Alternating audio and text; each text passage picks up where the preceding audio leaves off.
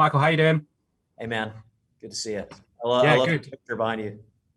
Yeah, I said to Tom earlier that I'm glad I'm not talking to Kevin Feige because he might have cut me off straight away, given the congratulations on the show. You, from what I know, obviously you're doing quite a bit of Marvel shenanigans in the next next couple of years. What was it that came first? How did it all come about? Was Loki the first thing you got kind of spoken to about, or was it all kind of one big? Because I know obviously you're Yeah, doing Doctor Strange as well. yeah. Loki was the first thing that came on the. I'd been working on Rick and Morty, and we were finishing up season 4, heading into season 5, and they were starting to meet folks to do the Loki series. I was a huge fan of the character, just because he's a rascal, and I the kind of character I love to write. And I just felt there was so much complexity and nuance to him, and exactly the sort of like blockbuster character that you'd want to see in a TV show, where you'd want to suddenly have 6 episodes to dig further in. And so I just went after it, and so that was Loki was the first thing I've done over there at Marvel.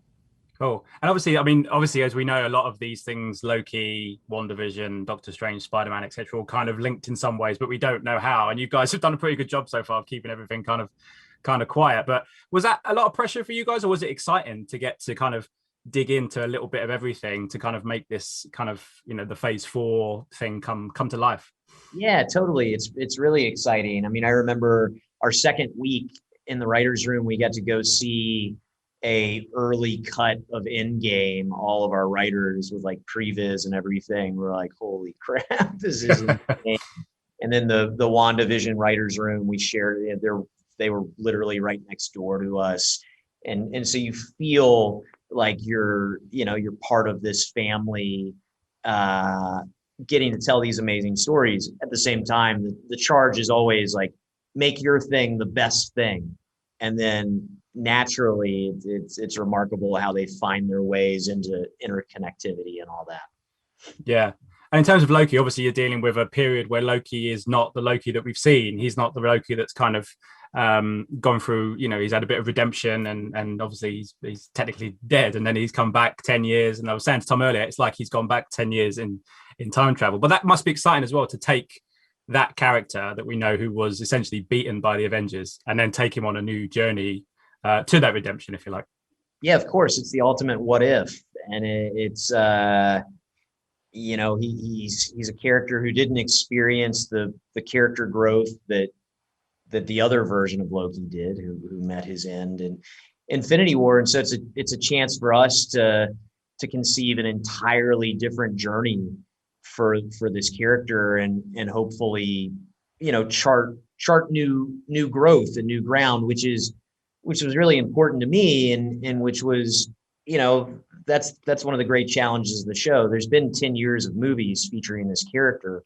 How do we make sure we're not doing something that fans have seen before? It's got to feel fresh and different. And so the folks who made Endgame did us a nice little favor, having Loki to disappear through that portal.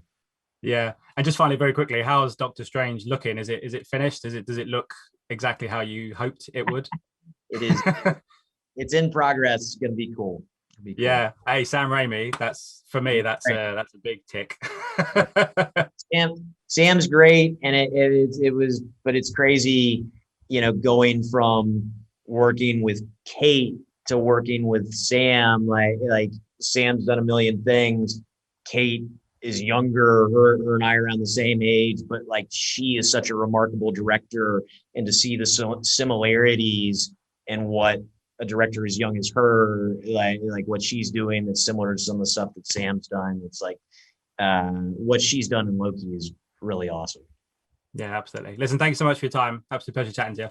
Thanks, man. Ladies and gentlemen, you're watching Hey You Guys. Hey You Guys, huh? Hey, you guys. Is that from the Goonies? It is indeed, yes. Nice. Hey!